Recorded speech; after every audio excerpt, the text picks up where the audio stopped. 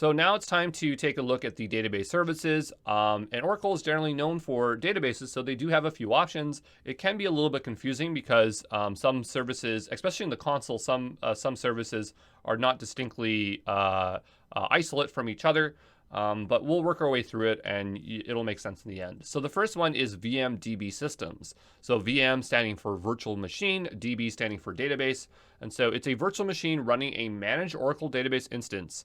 And it's going to be backed by block storage. So this could also be a MySQL database, which we'll talk about shortly when we go to the next slide. But it's just a virtual machine and it runs Oracle for you. And the reason you might want to use this one is that it has very fast provisioning, or this is the most general purpose database that you'll probably want to use. The next one is VM BM system. So BM is short for bare metal. And so it is not running on a virtual machine. There is no hypervisor layer, so you get much faster performance. It uses fast local storage. So if you need a server that or a database that is really fast, this is an option that you might want to consider. The next is Oracle RAC. And so this is I believe the virtual machine. It's just like VM DB systems, but it is running in a cluster. A cluster meaning that it's running more than one database. So you have two instances of databases and they're sharing the same disk, but they're running on different nodes.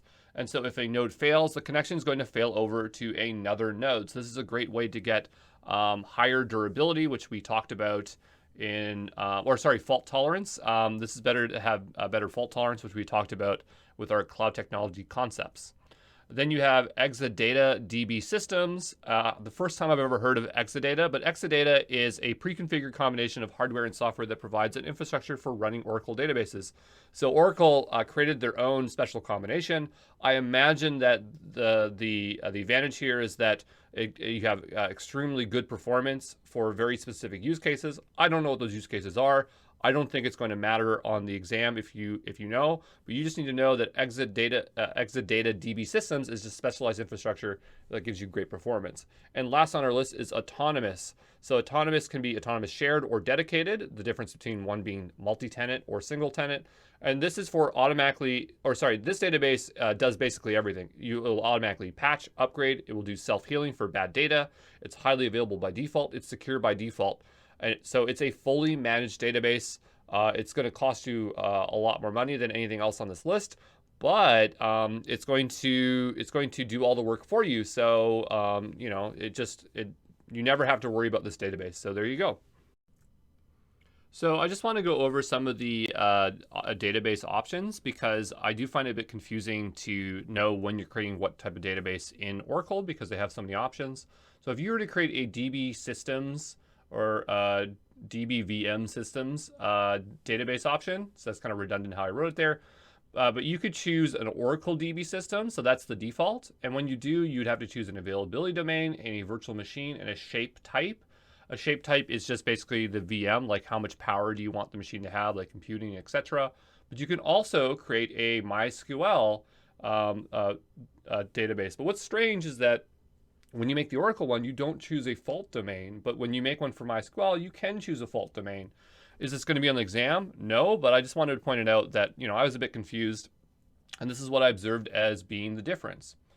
And then we have autonomous database options. So when you go to create your autonomous database, what you choose is between an OLTP and an OLAP. OLAP is going to be your data warehouse. That's for reporting, analytics, and large and infrequent queries. Then you have OLTP, that's general purpose, small and frequent queries. So OLTP, or transaction processing, is what you're going to want for general workloads. And then if you're working with big data, you're going to want the data warehouse one. Then down below, the next option you choose is between shared infrastructure, so that's multi-tenant, or dedicated, that is single tenant. Then you can choose the license, so bring your own license, or you will use the license included. So again, it's just like these aren't generally separated. It's just like you go choose a database and you make these choices. Whereas in my previous lecture there, you saw that it looked like all the services were isolate. So hopefully that clears that up when you're in the console if you feel a bit confused.